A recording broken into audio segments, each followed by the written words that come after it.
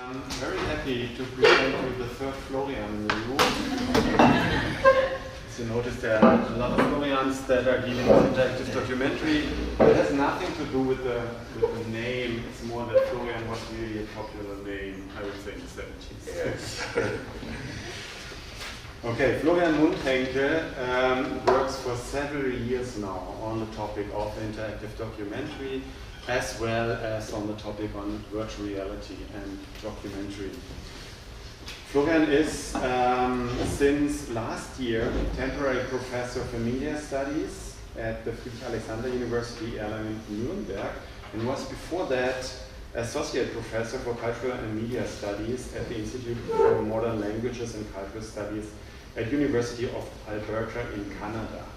And that's also where our path crossed when it came to interactive documentary, because last year at Tobias, Florian and myself, we did a panel on the Film and Media Studies Conference in Toronto.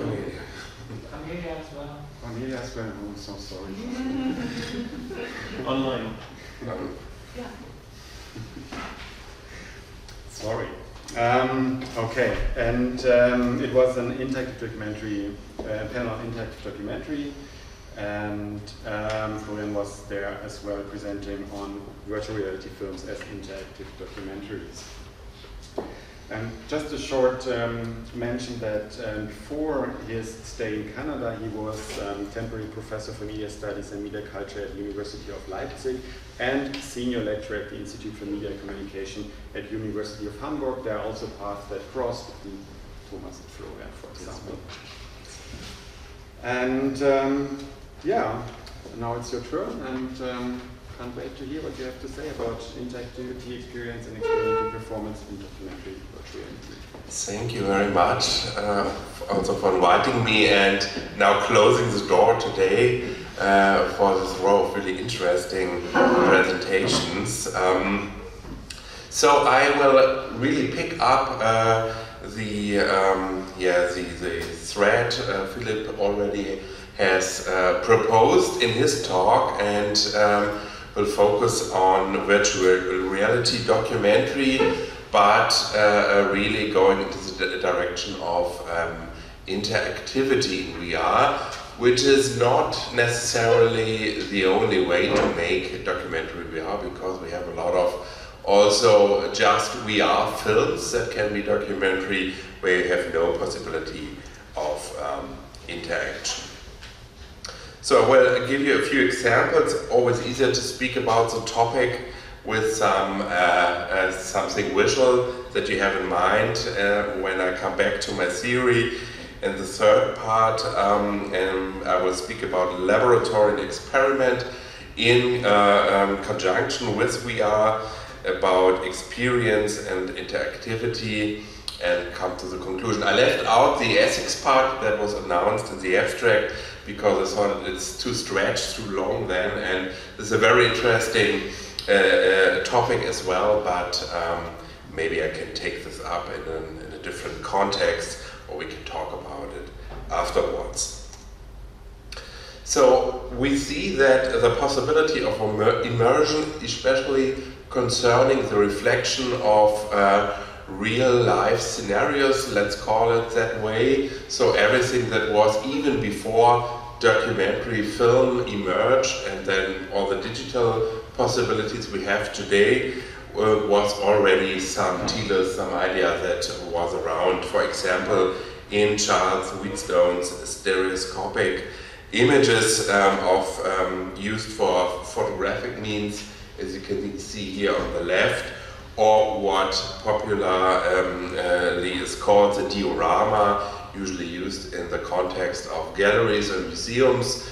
If you go today in natural history museums, you still find sometimes that they put up a landscape with some animals in it, dead animals for sure, and that kind, so that you get an idea of how this particular subject, topic, landscape is looking like. You can see here, this is still from Spielberg's Ready Player One, which is about a virtual reality game, And it is very interesting. There are a lot of in-jokes in that film. The maker, the programmer of the virtual reality game Osiris, he is he was creating some kind of a museum for himself, using these dioramas to give scenes from his own life, and you can watch how he invented his first game and how he met the other programmers and so on. So I jump now almost 80 years of development and come to the situation now. When I started to speak about virtual reality a few years ago, maybe 8 or 9 years ago, sorry, there were many people saying, okay, this never will really happen, and it's a very, very small niche only. And we see now that this is no longer the case.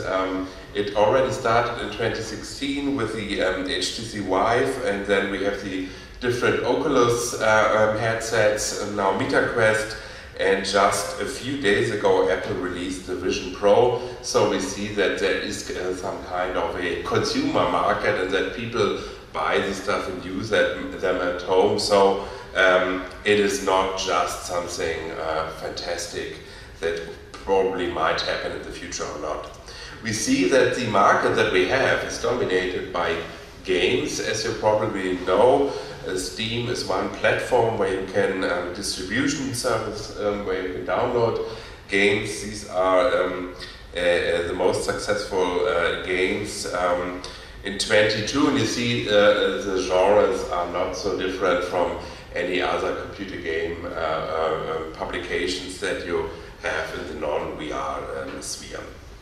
So what I'm interested in is only a very small portion of virtual reality, the so-called VR documentary, and the relation to the games world is not so deep. There's more, I would say, an interrelation with other forms of digital documentary, as I would call it. So with web docs, I was, as Florian said, doing also research on web documentaries before, but also what we could call serious games, something Tobias had worked on, for example, or augmented reality, and where you have some kind of an overlay of a virtual sphere and the real sphere that you are in at the moment, and then finally VR documentaries. There's often made the differentiation of 360-degree films on the one hand and VR experiences on the other, but we will see in the examples I will bring that this is going to break apart and melt with each other, and it's not so clear anymore to make that distinction. Maybe a final slide for that introductory part.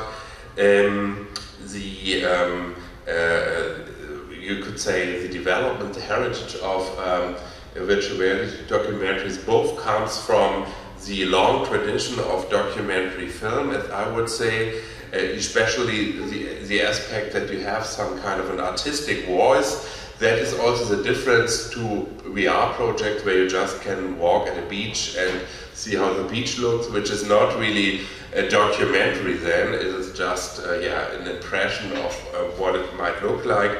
But you have usually someone having an idea of bringing a message or dealing with a topic and evoking something. So, and you have films, you have linearity, you have storytelling, also in documentary VR, but you have also the games aspect. I would say, you can say it comes from the video game in general, but the serious game is something where you have a kind of experiential learning, so where you can do and learn things that have a reference to real world and real life, like here in this example where you have a digital patient and you can decide what you can do to heal this person, and you have certain codes and techniques that are structured in rooms like a game, and when you solve something there's a new problem that you have to solve, so there are tasks to do, and this idea is also included in many of the VR documentaries. So as proposed, I will give you some examples. I've chosen these examples to give you some kind of an idea of the variety of different projects that are produced. The first one, Jerusalem Stories, is produced by Arte with the Jewish Museum in Berlin, directed by Dani Levy, and tells everyday stories on the streets of the city of Jerusalem. In the episode Faith, I will briefly talk about, you have a street speaker who's talking to bystanders about his own life and the Israeli-Palestine conflict. And what is now remarkable about that film is that you, as the person now being involved in the project with the headset, are pulled out of the crowd and moved forward, and you are going to be part of that evolving story there on the street. You cannot just lean back, but you are actively involved. While you can't do anything actively, because there's no possibility to reject, for example, this exposure or go away, but yet you are somehow part of that dialogue with that man. I can show you a brief excerpt. So this is the setup. This is just filmed from the artist side to give you an impression, and then I simulated the movements with the mouse. No,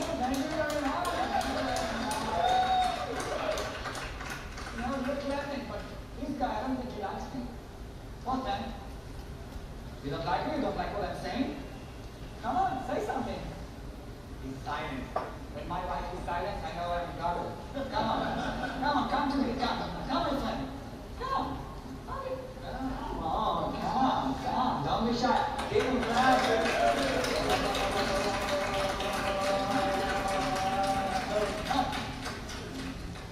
How are you, my friend? Where are you from? Nothing.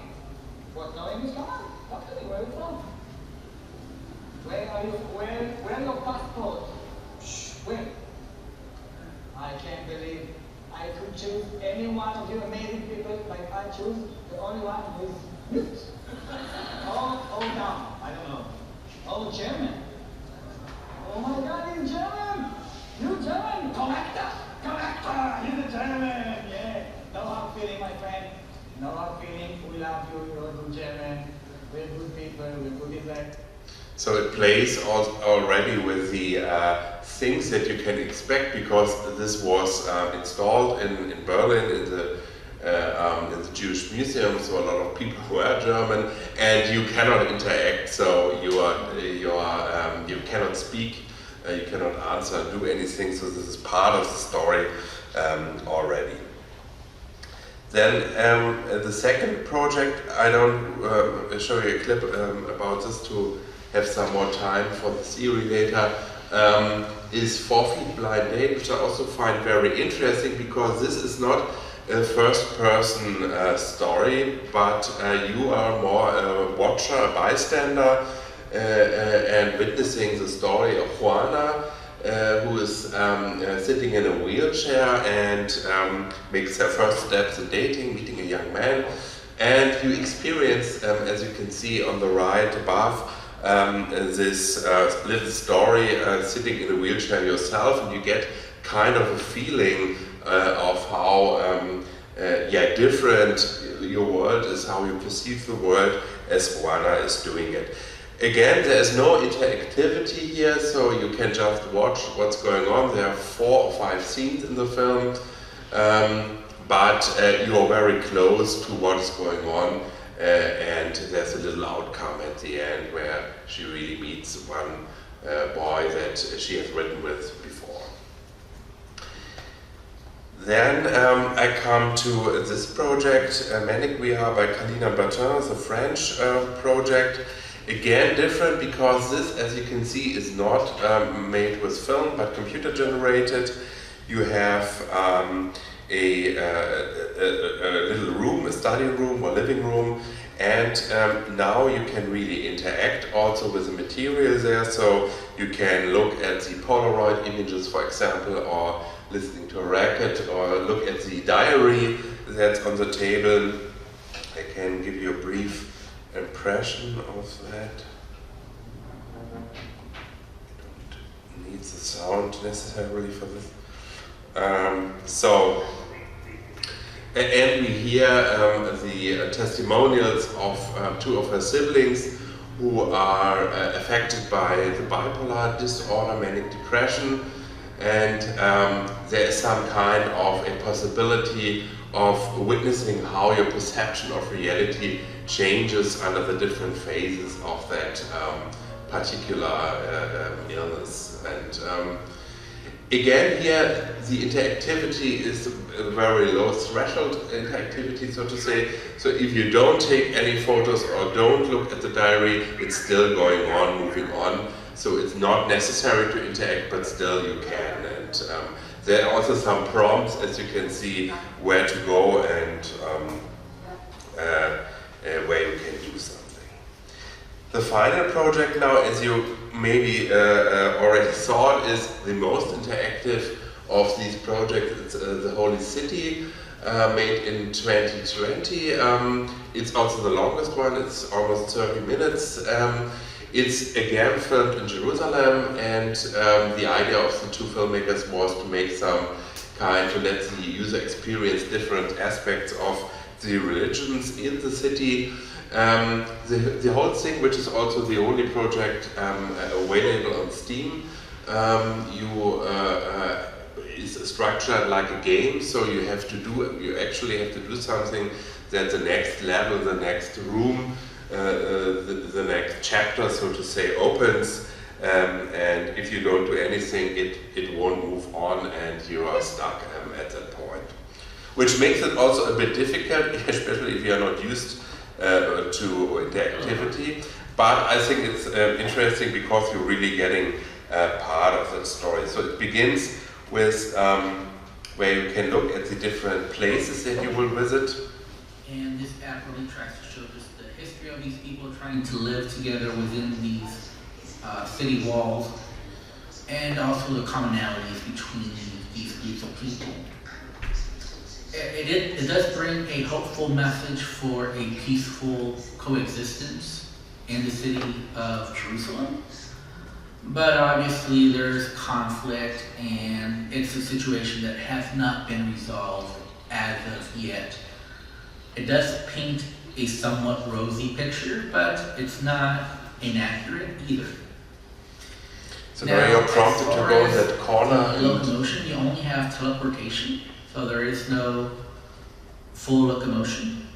And you're also like on a track. Now you can get outside that track somewhat. So I believe on this video you see me following the track pretty closely, but you can actually teleport further away from the line. So the user is commenting his own walkthrough. But now, as you have finished that word on the wall, the path opens and you can go outside, and the next chapter then is open. And as you see, this part is completely computer generated, but other parts of the same project, I have another video here. Let me see. Are also filmed on site in Jerusalem. So it's really a very dense mix of different kinds of tackling the subject that gives you also different choices to make, which direction you want to walk, and with which thing you want to start then. So if you see, this is also what, or is this in accordance with what Kate Nash writes about virtual reality documentaries. They can be about the experiencing of worlds, usually worlds that exist, or about bodily experiences. That would be the case with 4 Feet Blind Date and also Manic VR. And we have VR documentaries where you just can experience something, look around, go around, and you have projects with either pseudo-interactivity, like where the storytelling is trying to bring you in, or real interactivity where you have to do something to go on to solve the game and come to the end. So now I come to what I would call the modalities of VR documentary. I also was thinking how to integrate the topic of the experiment, the laboratory, and never did that before, but it proved to be quite useful, really, to make meaning of all the different strands. You see, it's a soft subject. There are very different examples, but I think that especially the laboratory is some kind of a term that helps us to understand it a little bit more. As we see, that virtual reality is also used in other disciplines, like in geography, in city planning, but also in biology and so on. So here the people already found some kind of way to integrate that into their own research. Why is a VR documentary an experimental setting? First of all, we have a clearly defined spatial and temporal scope. Usually these projects are rarely longer than 20 minutes. Usually when people use it, it's not intended that they use it again and again. It's the first time contact and they play it through to make that experience for that limited time. We also see that VR is used in experiments in media psychology, for example, dealing with phobias. If you have a fear of heights, so that you can get a feeling of how is it to stand on the Eiffel Tower or anywhere without really being there. So it is a first step in dealing with that kind of phobia. And usually these projects have an intention, have triggers and a message, and you're moving by some kind of intention also through these projects. When we come to the laboratory now, I would say that we have some kind of a story that is coming to us, or some kind of a involvement that's going to happen. And as we see, these projects are more representative of some kind of real life processes. And they ask as if, how would I act, what can I do here, what are the possibilities in that limited space.